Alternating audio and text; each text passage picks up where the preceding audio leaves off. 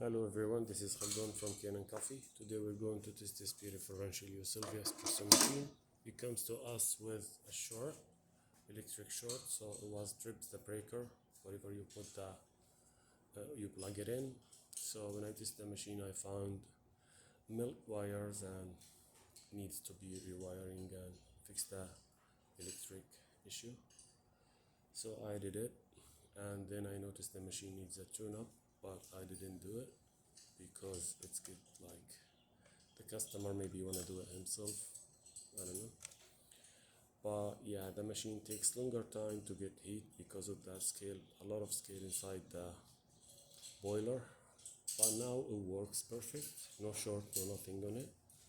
And it pulls some water. I try as much as I can to clean it and to clean this area, the group head, and to make it like as much as I can better. But in general the machine needs tune up. Here's the steamer, needs a little bit to get hot, but it works.